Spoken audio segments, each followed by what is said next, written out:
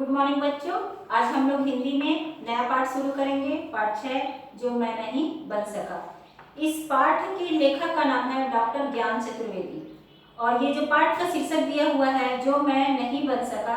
इस पाठ का शीर्षक इसलिए ऐसा दिया गया है क्योंकि लेखक जो है बचपन में उसको, जब वो किशोर अवस्था में था, तो उसके मन में बहुत कुछ बनने की इच्छा जागृत होती है, मगर बाद में उसका भ्रम टूट जाता है और जो कुछ भी वो बनने के लिए इच्छा अपने मन में रखता है वह उसको त्याग देता है।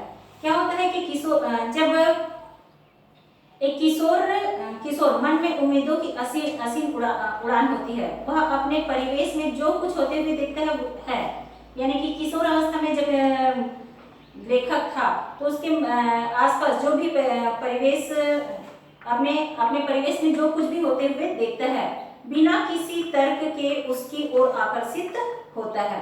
लेखक ने अपने किशोर जीवन की कई घटनाओं का उल्लेख इस पाठ में किया है, जो हास्य तो अवश्य पैदा करता है। मतलब उसको सुनोगे तो आपको हंसी अपने आप ही आ जाएगी। पर उन पेशों की व्यवस्थाओं पर, जैसे कि उस पेशे के बारे में सुन करके हंसी तो आएगी, लेकिन साथ में कितना विवश होता है जिस पेशे के बारे में यहाँ पर बताया जा रहा है, और या दायरों के संकेत करते हुए उससे उन पेशों के प्रति अपने लगाव के टूटने का सत्य भी बयान करता है। इस पाठ में मतलब कि जो भी पेशे के प्रति यहाँ पर लेखक का जब लगाव होता है और बाद में उसकी व्यवस्था को देखता है, तो उसका वह सपना जो है टूट जाता है। तो हम लोग इस पाठ में अब आगे जो है इसी को पढ़ेंगे। तो पाठ यहाँ पर शुरू करते हैं। मैं आज एक डॉक्टर हूँ तथा लेखक भी, परंतु बचपन में मैं ना डॉक्टर बनना चाहता था और ना ही लेखक। बचपन में मैं ना जाने क्या क्या बनना चाहता था। आज मैं आपको बचपन की उन अजीब और मजेदार इच्छाओं के विषय में बताऊंगा। अब देखिए यहाँ पर पाठ शुरू होता है कि लेखक जो है बचपन में किस प्रकार की इच्छा जागृत, मतलब जो कुछ भी अपने आसपास देखता है अपने परिवेश में, उसके मन में वही कार्य करने की इच्छा जो है जागृत होती है। मुझे जहां तक याद आता है, सबसे पहले जिस व्यक्ति से मैं बुरी तरह प्रभावित हुआ था वह एक पेंटर था। हमारे गांव की एकमात्र फट्टा टॉकीज नई खुली थी और लंबी जुल्फों वाले गांव के नौजवान गेट कीपर बन गए थे। जो बच्चे, जैसे कि कुछ लड़के जो है ऐसे ही बेरोजगार होते हैं, घूमते रहते हैं, वो अब टॉकीज के खुलने पर वहां पर गेट कीपर बन गए थे। तब मैं कक्षा 5 का विद्यार्थी था। मैंने अपने पितृ जीवन की पहली टॉकीज देखी थी। वो बता रहे हैं कि मैं अपने छोटे से जीवन में यह पहली टॉकीज देखा था और मैं उसका दीवाना हो गया था। मैं स्कूल से भागकर टॉकीज पर घंटों खड़ा रहता और नई फिल्म के बोर्ड बनते देखते रहता। तब मैं गेट कीपर के अलावा जिस हस्ती पर कुर्बान था वह फिल्म का बोर्ड बनाने वाला पेंटर था। यानी कि लेखक जो है यहाँ पर सबसे पहले फिल्म के बोर्ड बनाने वाले पेंटर से प्रभावित होता है।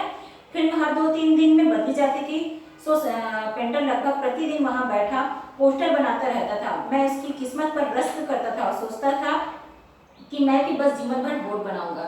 अब वह सबसे पहले किससे प्रेरित होता है, यानी कि अपने आसपास के परिवेश से ही वो प्रेरणा पा रहा है।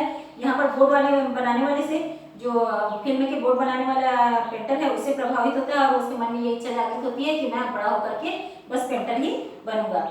क्या मस्त जीवन है, बोर्ड बना और दिन भर टॉकीज पर रहो। परंतु बाद में मैंने उसी पेंटर को टॉकीज के मैनेजर के सामने 10 रुपए एडवांस के लिए गिड़गिड़ाते देखा, तो उस दिन से मेरा भ्रम उसके विषय में टूट गया। मैंने तय किया कि मैं पेंटर नहीं बनूंगा।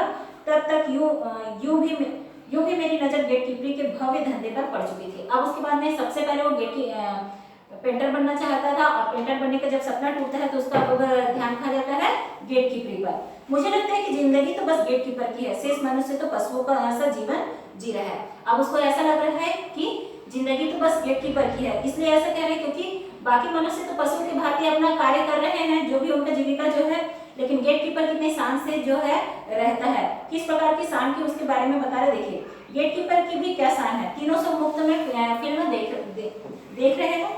मुझे यह बात किसी ईश्वरीय वरदान की भांति लगती थी कि कोई मनुष्य 300 में रोज फिल्म देखे।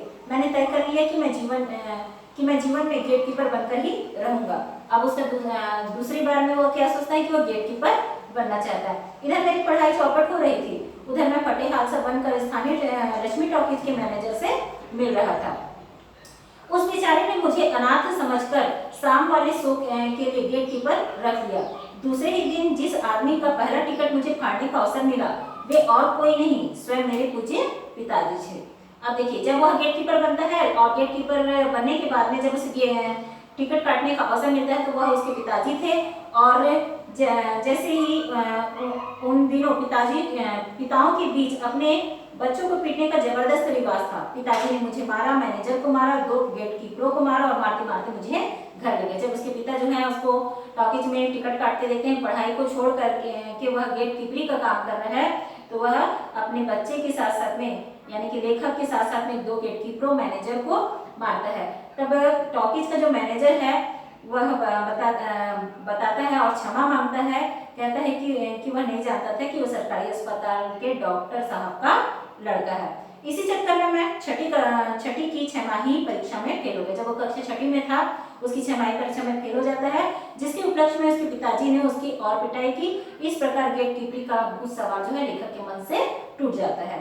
उसके आगे देखिए, मैंने अब पढ़ाई में मन लगाया। धीरे धीरे मुझे लगने लगा कि मुझे हेडमास्टर बनना चाहिए। अब देखिए उसका एक रुझान का तीसरा, पहले वह पेंटर बनना चाहता था, दूसरे बार में गेट कीपर, अब तीसरे बार में वह किससे प्रभावित हो रहा है? हेडमास्टर से। दुनिया का सबसे रुआबदार धंधा यही लगने लगा मुझे। अधिक काम भी नहीं, बस सुबह सुबह प्रार्थना के समय मुछ लगाकर बच्चों के सामने खड़े हो जाओ और प्रार्थना के बाद 10-12 बच्चों को तबीयत से झापड़ रसीद करो और कमरे में बैठ जाओ। अब देखो हेडमास्टर के बारे में, हेडमास्टर को देखता है तो किस प्रकार से उसकी के बारे में सोचता है, उसके विचार किस प्रकार से थे।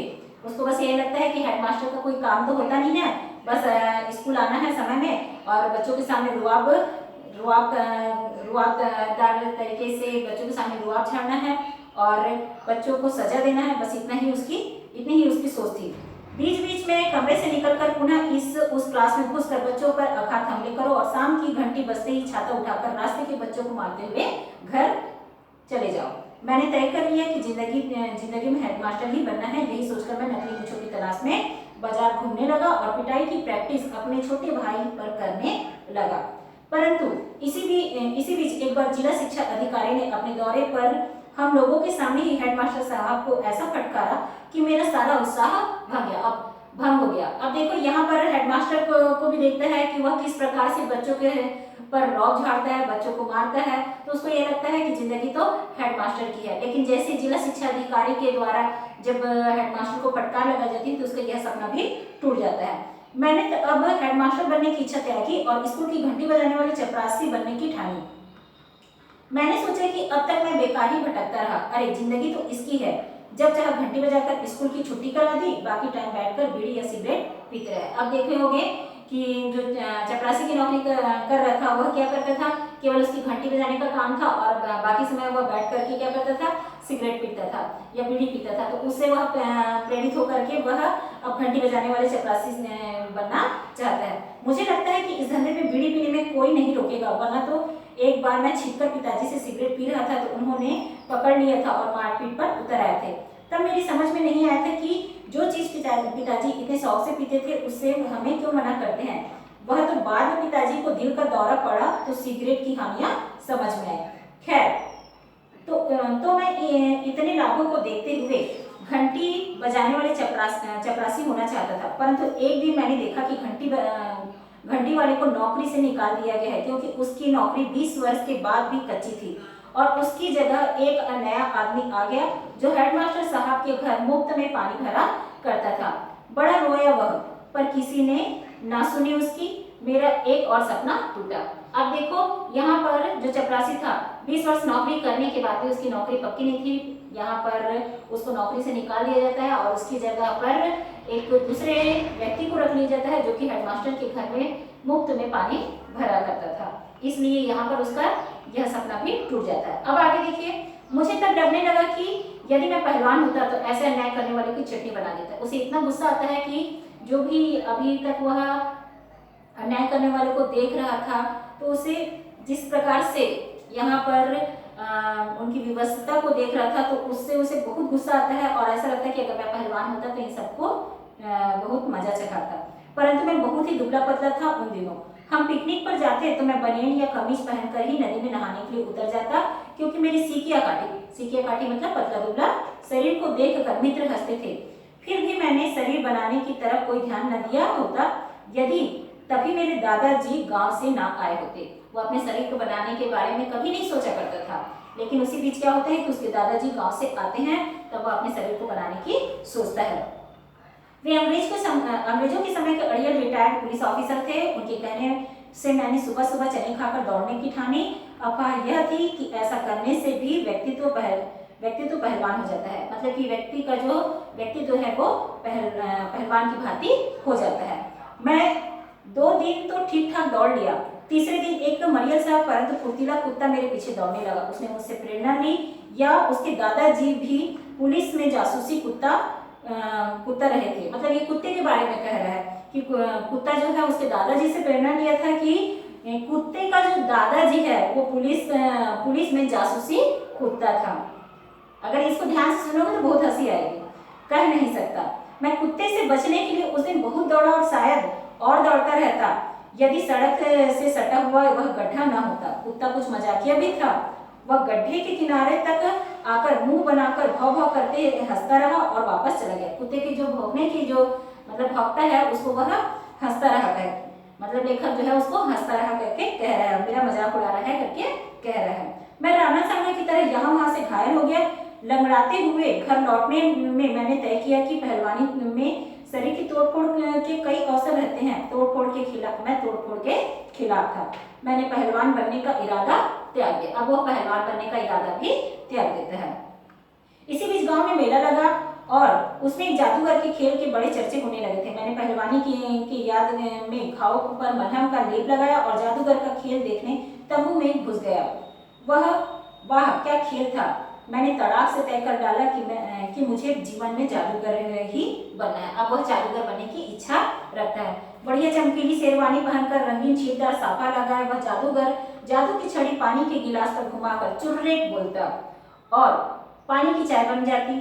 उसने चुर्रेट बोल बोलकर कागज के नोट बनाए, लड़के को बकरा बनाया, लड़की को हवा में उड़ाया, खाली हाथ में हवा से लड्डू पैदा किए और खाली डिब्बे में से कबूतर निकाले। मैं अभिभूत हो गया। यह हुई ना बात। अब वह इन सबको देखता है जादूगर को इस प्रकार की कला करते हुए, तो वो उससे बहुत प्रेरित होता है। और उसके बाद में वह क्या करता है कि मैं उस दिन चुर्रेट बोलता हुआ घर वापस आया। स्कूल में हेडमास्टर साहब का कमरा खाली पाकर मैंने उसकी मेज से चमकीली काली छड़ी उठा ली, जिसकी मार द्वारा मैं बिना चुर्रेट बोले ही हम लोगों को मुर्गा बनाया करते थे। मतलब कि यहाँ पर हेडमास्टर साहब जो है उनको सजा के रूप में जब मुर्गा बनाते थे बिना चुर्रेट बोले, तो वो क्या करता है कि मैं छड़ी लेकर सुबह सुबह जादूगर के तंबे पे जाकर पहुंचा। सोचा था कि उनसे प्रार्थना करूंगा कि मुझे भी जादू सिखा दे। जादू सीखकर मैं हेडमास्टर साहब को बकरा बनाना चाहता था। जादूगर मतलब कि देखो हेडमास्टर जी उनको सजा देते थे, तो वह जादू की कला सीख करके हेडमास्टर साहब को बकरा बनाने की इच्छा रखता है। मैंने तंबू में झाँक कर देखा। जादूगर अपने लड़के को डांट रहा था कि पैसे की इस कदर तंगी है और तू लड्डू खरीद कर पैसे फूंक आया। मैंने कुछ अरे कपड़ों में टूटी खाट पर पड़े उस जादूगर को रुपयों के लिए रोते देखकर मैं दंग रह गया। जो शख्स कागज से रुपए और हवा में मिठाई बना लेता हो, उसकी यह दुर्दशा। मुझे वास्तविकता के इस कठोर संसार में गहरा धक्का पहुंचा और मेरा यह सपना टूटा। यानी कि अब इतने सारे जब घटनाएं जो है घटती हैं और लेखक जो है वास्तविकता से अवगत होता है, तो उसका सारा सपना जो है टूट जाता है। और इसके बाद जैसे तैसे मैं बड़ा हुआ तो मैंने जीवन की बहुत पास से देखा। इसके असर से मैंने कविताएं और कहानियां लिखनी शुरू कर दी। मतलब कि इसके जीवन में जो भी घटनाएं घटी थी उससे वो प्रेरित होकर के कविताएं और कहानियां लिखनी शुरू कर देता है। मैंने तय किया कि मैं लेखक बनूंगा, परंतु आज भी जब मुझे याद आता है कि मैं बचपन में इन सब के अलावा बस ड्राइवर, हलवाई, दर्जी, सड़क फूटने वाले इंजन का इंचार्ज, थानेदार, नौटंकी का डांसर, सर्कस का जोकर, आइसक्रीम बेचने वाला आदि सब कुछ एक साथ बनना चाहता था, तो बड़ी याद आती है अपने केशव कुंड की। क्या दिन थे वे भी। मतलब बचपन के पूरे अपने बारे बताता है। यहाँ पर देखिए कि किशोर अवस्था में बच्चों के मन में किस प्रकार की इच्छाएं जो है, क्या क्या बनने की इच्छा जागृत होती है। लेकिन जैसे ही वह जीवन की वास्तविकता से अवगत होता है और इन पेशों की व्यवस्थाओं और दायरों के संकेत को जब समझता है, तो क्या होता है, लेखक जो है उन पेशों के प्रति जो है उसका लगाव जो है टूट जाता है। तो यहाँ पर ये पाठ जो है समाप्त होता है और पाठ से संबंधित जो कुछ भी प्रश्न हैं उसको मैं व्हाट्सएप के माध्यम से बताऊंगी, लेकिन जितने प्रश्न आप लोग खुद से बना सकते हो उसको आप लोग खुद हल करेंगे।